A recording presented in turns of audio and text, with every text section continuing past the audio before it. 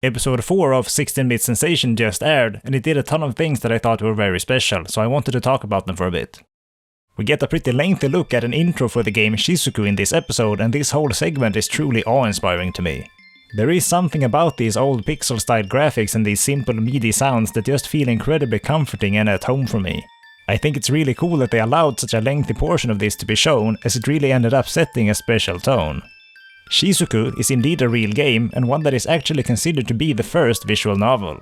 It was released in 1996 for the PC-98, but it was also later ported to Windows machines, which is what is being discussed in this episode of 16-Bit Sensation here. I think it's incredibly cool to see such authentic representations of these advancements.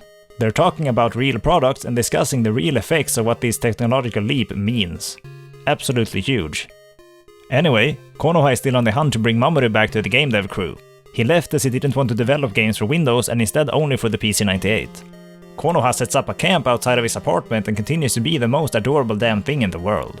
But her cute mannerisms and dialogues aren't absurd or excessive. They somehow comfortably strides along with just the right amount of subtlety, which makes her stand out as a relatable and human character, while somehow also being the most endearing moe girl in years. Look at her, man. It's almost like seeing Haruhi again. Our game dev crew also go to Summer Comiket in this episode, and we get the obligatory Ikari Gendo reference, and it goes real hard. I am so incredibly fond of this concept. Many shows reference this Gendo pose and I almost always love it, but this one goes especially far into being just totally brilliant. I couldn't contain my laughter as this played out. 結局、Mamoru は来なかったな。新しいプログラマー探すしかないな。すべてはシナリオ通りだ。Anyway, after this, Konoha and Mamoru come to some manner of agreement and he decides to go back to developing games even if it is for Windows, but under the condition that they also release a PC-98 version. This certainly seems like a sensible compromise, but this discussion of theirs gave rise to some thoughts for me. I'm too young to have ever used computers that predated Windows, so I can't exactly say that I've stood in Mamoru's shoes, but I can still relate to the way he thinks. Seeing things wither away with time is often a cruel prospect, and in many of these cases, these changes may to many people be a change for the worse. Mamoru acknowledges that Konoha is telling the truth about being a time traveler, and as he realizes this, he also understands that her lack of knowledge for the PC-98 is an indication that the PC-98 will no longer be around in the future, and thus Mamoru faces this harsh reality, that the time of the PC-98 is starting to pass. But Konoha doesn't just settle for him coming to terms with this scenario, even if this is what will lead to her goals being realized. Instead, Konoha spurs him on, saying that if he wants the PC-98 to still be around in the future, he should do something about it. The future can be changed, and it is fine to do so. An incredibly moving sentiment as far as I'm concerned, and one that sends a strong message and moral. All of this also got me thinking about where things will be going in our timeline. More and more people are gravitating to mobile devices these days. I often find it harrowing to see statistics for the devices that people use, as desktop PCs usually only make up a small subset of users in the grand scale of things now, and this scares me. I don't want a future where desktop PCs are phased out as some obscure relic of the past.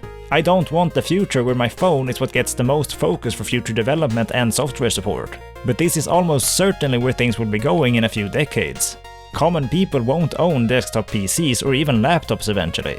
They'll just use their phones and tablets for everything that a PC used to do, and when looking at it from this perspective, I can strongly relate to Mamoru's position, because this future sounds absolutely awful. This short conversation between Konoha and Mamoru only lasts for about 3 minutes, but yet it packs more thought-provoking substance than what many shows can manage in their entire runtime. Art is all about pushing your buttons, and this is something that I'm certainly aware of. I love this show because it happens to very specifically appeal to what I want. So I acknowledge that this is a very personal appreciation, but so is all appreciation of media. Anyway, moving on from this, the crew finish their game and then Mamoru reveals that he's fixed Konoha's busted tablet. And this means that she can finally show off some of her art that she's been wanting to show off ever since the first episode. Mamoru absolutely loses his shit at this, and this exchange ended up being incredibly cathartic for me. The show has been building up to this for several episodes. At first I thought this was just going to be a running gag that would never be more than a joke, but now they actually develop upon this and it creates a great bit of impact. Konoha is also drunk, as she can't hold her liquor at all, but Mamoru is totally sober, so this conversation has a really floaty and cozy energy to it. But especially just seeing Mamoru's facial expression as he sees her art totally seals the deal. Very adorable. After this, Konoha once again goes back to her own time it seems, so I guess we'll be visiting a different time period in the next episode. I'm almost a bit sad to be going away from these older eras, as I find them to be absolutely enchanting. But I'm certain that this show can make any year be portrayed in a light that I find emotionally moving, given its track record so far. This show has made me want to try to get my hands on some old PC-98 computer and get to experience using one for myself. I'd absolutely adore getting to play some of the older Toho games or some classic visual novels on a real PC-98 machine. Maybe one day. This show continues to be absolutely magical for me, and I can't wait to see where it goes from here.